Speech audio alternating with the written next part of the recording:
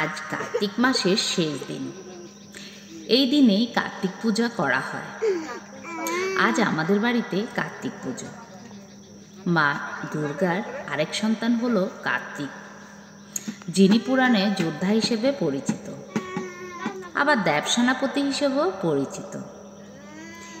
এ বাংলায় তিনি কার্তিক নামে পরিচিত হলেও দক্ষিণ ভারতে তিনি স্কন্দ, মুরুগান, সুব্রহ্মণ্য প্রভৃতি নামে পরিচিত। পুরাণে কথিত আছে কার্তিক ছিলেন মহাপরাক্রমশালী যোদ্ধা। তারকাসুরকে বধ করা দেবতাদের পক্ষে যখন সম্ভবপর হয়ে উঠছিল না, ঠিক সে সময় দৈব বলে প্রাপ্ত অজেয় শক্তির অধিকারী কার্তিক তারকাসুরকে নিধন করেছিলেন। সেই থেকেই তিনি দেবসেনাপতি হিসেবে পূজিত হয়ে আসছিল। স্কন্দ পুরাণে তার সবিস্তার উল্লেখ রয়েছে। কার্তিকের অনেক নাম আছে, যেমন অম্বিকেয়, কৃত্তিকাসুর, কুমার, দেবসেনাপতি, গৌরীসুত, শক্তিপাণি ইত্যাদি।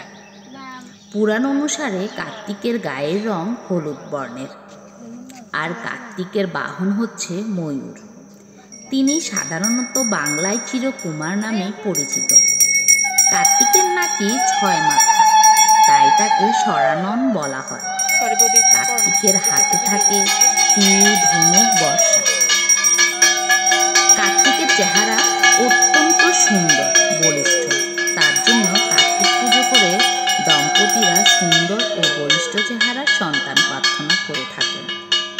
কার্তিককে চিরকুমার বলা হলেও কোথাও কোথাও কিন্তু কার্তিকের বিয়ের কথা উল্লেখিত আছে।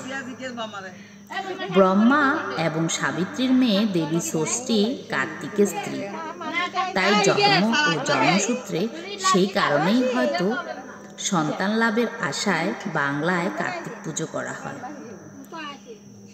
সমাজ থেকে যাতে অন্যায় মুছে যায়, তাই অনেকেই কার্তিক পুজো করে থাকেন। আমাদের বাড়িতে আজ কার্তিক পুজো। সবাই এক বাড়িতে এসে কার্তিক পুজো করে থাকে। এখানে আমার মা, ঠাকুমা, কাকি, কাকিমা, ভাইয়ের বউ, ভাই সবাই আছে। ঠাকুর এসে পুজো করছে এক বাড়িতেই। সাধারণত এক বাড়িতে কয়েকটা ফ্যামিলি একসাথে হয়েই কার্তিক পুজো করে থাকে। আমি আমার ছেলে যখন ছোট 2 থেকে 2.5 বছর ছিল, তখন আমার মা পুজোর আয়োজন করেছিল।